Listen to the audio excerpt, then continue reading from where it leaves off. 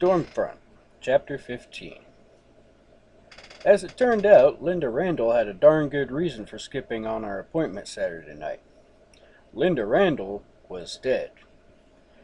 I sneezed as I ducked under the yellow police tape in the sweatpants and t-shirt I had been allowed to pluck from the mess of my place before the police car had brought me across town to Linda Randall's apartment.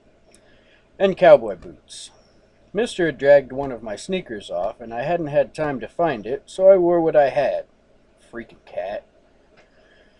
Linda had died a bit earlier that evening. After getting to the scene, Murphy had tried to phone me, failed to get through, and then sent a squad car down to pick me up and bring me in to do my consultant bit. The dutiful patrolman sent to collect me had stopped to check out the crazy naked guy a block away from my apartment, and had been surprised and more than a little suspicious when I turned out to be the very same man they were supposed to pick up and bring to the crime scene.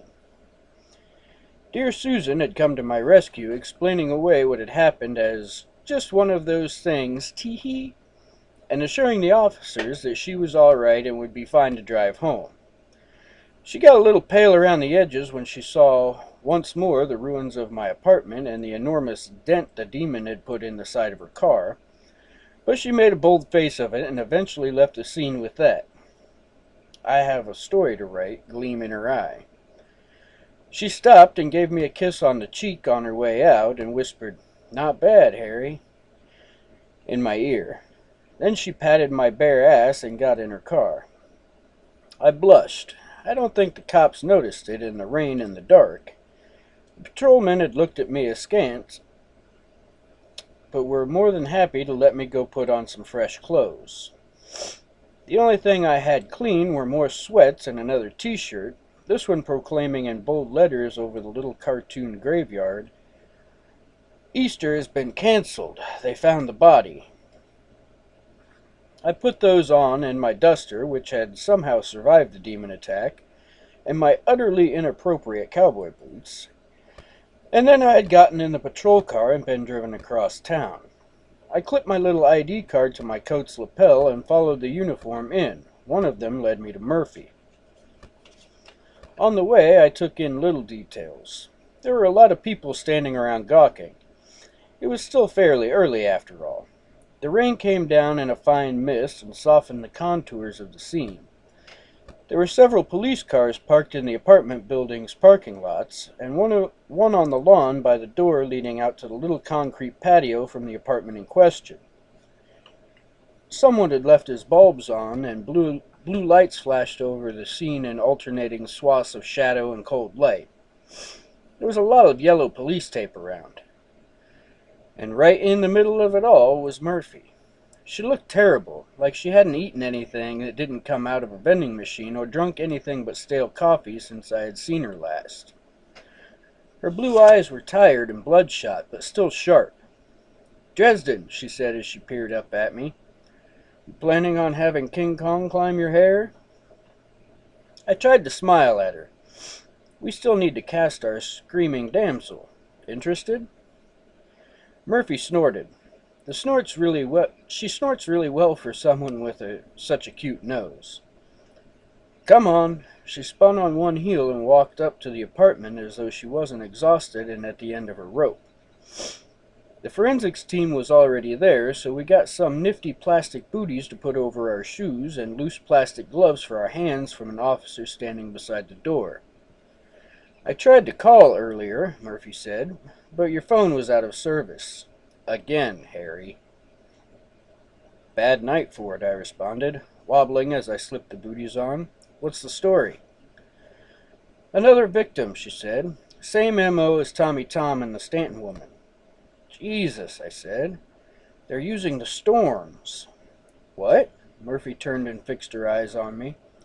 "The storm," I repeated. "You can tap storms and other natural phenomena to get things done.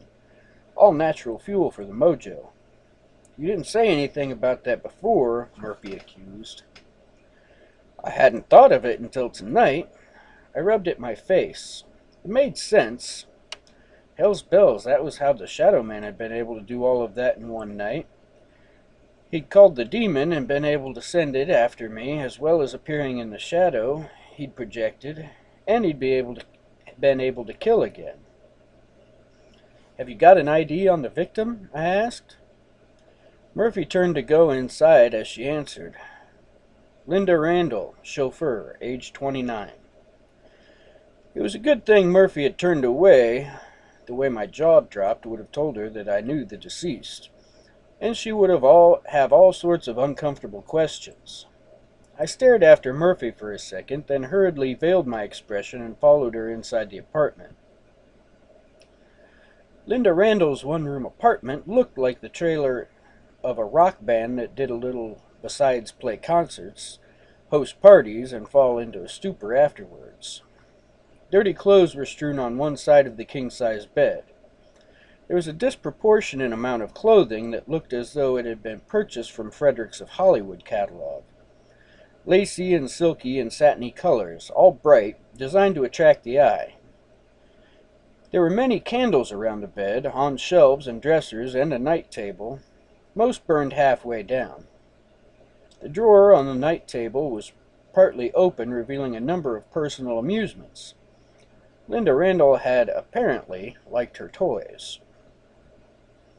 The kitchenette off to one side looked largely unused except for the coffee pot, the microwave, and the trash can, in which several pizza boxes were crammed. Maybe it was the pizza boxes that did it, that gave me a sudden pang of understanding and empathy for Linda. My own kitchen looked the same, a lot of the time, minus the microwave. Here had lived someone else who knew that the only thing waiting at home was a sense of loneliness. Sometimes it is comforting. Most often it isn't. I'll bet Linda would have understood that. But I'd never have the chance to know. The forensics teams was gathered around the bed, concealing whatever was there like a cluster of buzzards around the exposed head of the outlaws they used to bury up to their necks in the Old West. They spoke among themselves in low, calm voices, dispassionate as skilled dinner chatter, calling little details to the attention of their companions, complimenting one another on their observations. "Harry," Murphy said quietly. Her tone of voice suggested it wasn't the first time she'd said it. "Are you sure you're all right for this?" My mouth twitched. Of course I wasn't all right for this. No one should ever be all right for this sort of thing.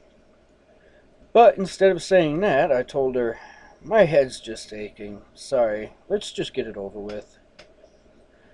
She nodded and led me over toward the bed. Murphy was a lot shorter than most of the men and women working around the bed, but I had almost a head of height on all of them, so I didn't have to ask anyone to move, just stepped up close to the bed and looked. Linda had been on the phone when she died. She was naked. Even this early in the year, she had tan lines around her hips. She must have gone to a tanning booth during the winter. Her hair was still damp. She lay on her back, her eyes half closed, her expression tranquil as it hadn't been any time I'd seen her. Her heart had been torn out. It was lying on the king-size bed about 1.5 feet from her, pulped and squashed and slippery. Sort of a scarlet and gray color. There was a hole in her chest, too, showing where bone had been splintered outward by the force that had removed her heart. I just stared for a few moments, noting details in a sort of detached way. Again someone had used magic to end a life. I had to think of her as she sounded on the phone, joking, a quick wit, a sort of sly sensuality, in the way she said her words and phrased her sentences. A little hint of insecurity around the edges, vulnerability that magnified the other parts of her personality. Her hair was damp because she'd been taking a bath before she came to see me. Whatever anyone said of her, she had been passionately, vitally alive. Had been. Eventually, I realized how quiet the room was. The men and women of the forensic team, all 5 of them, were looking up at me, waiting. As I looked around, they all averted their gazes, but you didn't have to be a wizard to see what was in their faces. Fear, pure and simple. They had been faced with something that science couldn't explain. It rattled them, shook them to their cores, this sudden, violent, and bloody evidence that 300 years of science and research was no match for the things that were still, even after all this time, lurking in the dark. And I was the one who was supposed to have the answers. I didn't have any for them. I felt like shit for remaining silent as I stepped back and turned away from Linda's body, then walked across the room to the small bathroom. The tub was still full of water. A bracelet and earrings were laid out on the counter in front of the mirror, plus a little makeup, a bottle of perfume. Murphy appeared beside me and stood with me looking at the bathroom. She seemed a lot smaller than she usually does. "She called us," Murphy said. 911 has the call recorded. That's how we knew to come out here. She called and said that she knew who had killed Jennifer Stanton and Tommy Tom, and that now they were coming for her. Then she started screaming. That's when the spell hit her. The phone probably went out right after. Murphy frowned up at me and nodded. Yeah, it did. But it was working fine when we got here. Magic disrupts technology sometimes, you know that. I rubbed at one eye. Have you talked to any relatives, anything like that? Murphy shook her head. There aren't any relatives in town. We're looking now, but it might take some time. We tried to reach your boss, but he wasn't available. A Mr. Beckett? She studied my face, waiting for me to say something. You ever heard of him? She asked after a moment. I didn't look back at Murphy. I shrugged. Murphy's jaw tensed, little motions at the corner of her face. Then she said, Greg and Helen Beckett. 3 years ago, their daughter Amanda was killed in a crossfire. Johnny Marcone's thugs were shooting it out with one of the Jamaican gangs that was trying to muscle in on the territory back then. One of them shot the little girl. She lived for 3 weeks in intensive care and died when they took her off life support. I didn't say anything, but I thought of Miss Beckett's numb face and dead eyes. The Becketts attempted to lodge a wrongful death suit against Johnny Marcone, but Marcone's lawyers were too good. They got it thrown out before it even went to court, and they never found the man who shot the little girl. Word has it that Marcone offered to pay them blood money, make reparations, but they turned him down. I didn't say anything. Behind us, they were putting Linda in a body bag, sealing her in. I heard men count to 3 and lift her, put her onto a gurney of some kind, and wheel her out. One of the forensics guys told Murphy they were going to take a break and would be back in 10 minutes. She nodded, sent them out. The room got even more quiet. Well, Harry, she said. Her voice was hushed, like she didn't want to disturb the apartment's new stillness. What can you tell me? There was a subtle weight to the question. She might as well ask me what I wasn't telling her. That's what she meant. She took her hand out of her pocket and handed me a plastic bag. I took it.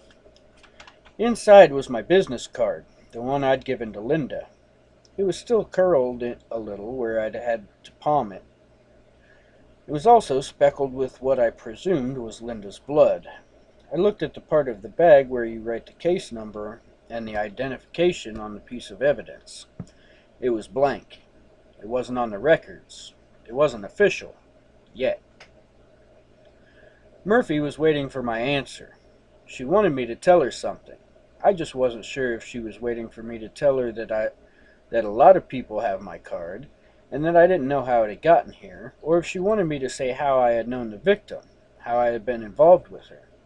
Then she would have to ask me questions, the kinds of questions you ask suspects.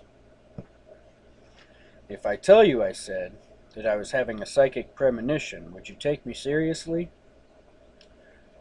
What kind of premonition? She said. She didn't look up at me.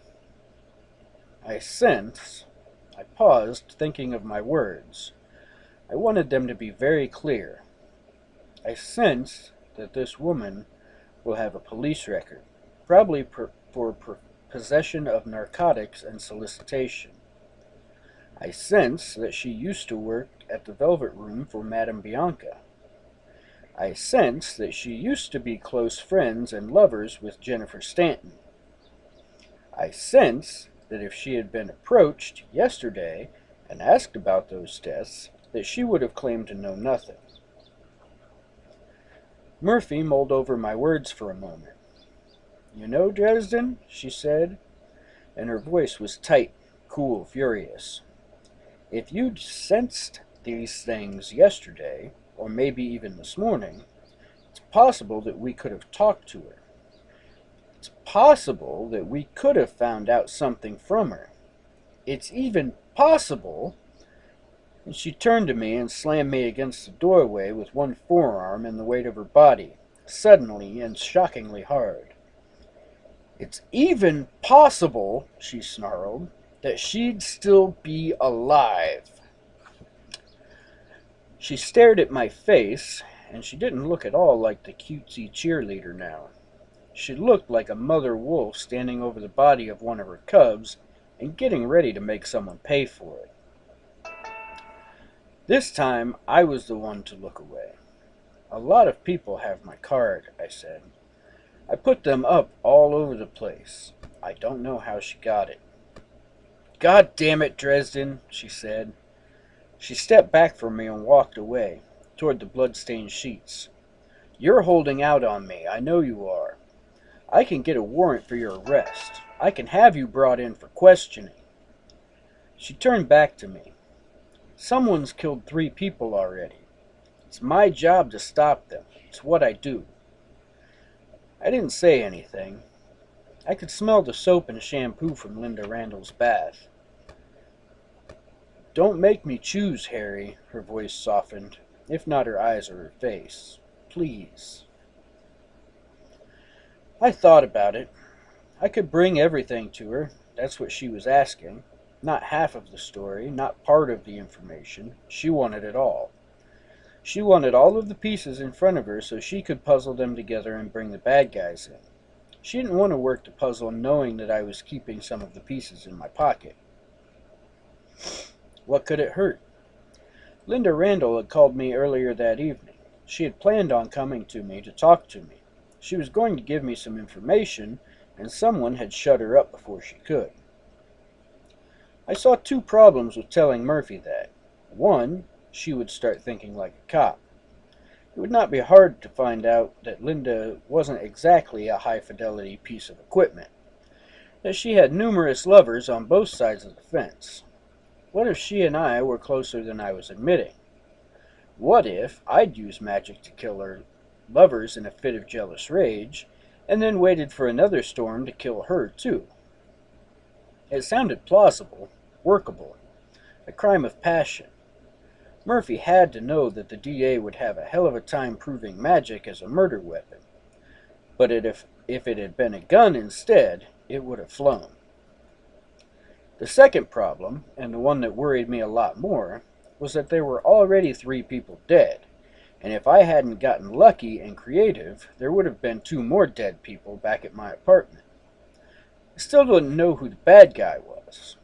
Telling Murphy what little more I knew wouldn't give her any helpful information. It would only make her ask more questions, and she wanted answers. If the voice in the shadows knew that Murphy was heading the investigation to find him, and was on the right track, he would have no qualms about killing her too, and there was nothing she could do to protect herself against it. She might have been formidable to your average criminal, but all the Aikido in the world wouldn't do her any good against a demon. Then, too, there was the White Council.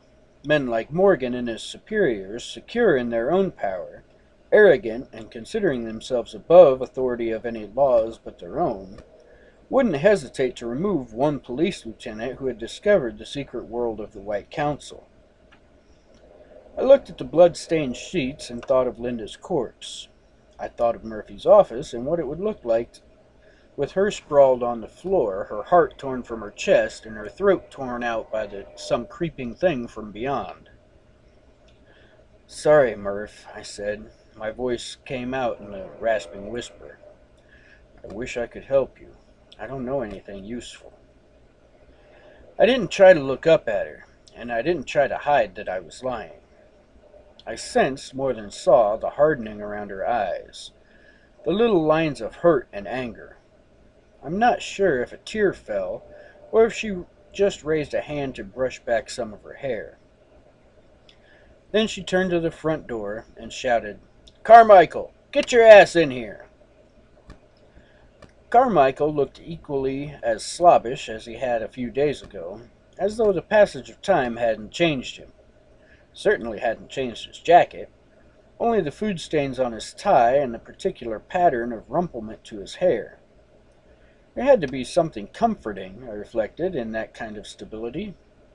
No matter how bad things got, no matter how horrible or sickening the scene, you could count on Carmichael to look like the same quality of crap. He glared at me as he came in. "Yeah?" She tossed the plastic bag to him, and he caught it. "Mark that and log it," she said. "Hang around for a minute. I want a witness." Carmichael looked down at the bag and saw my card.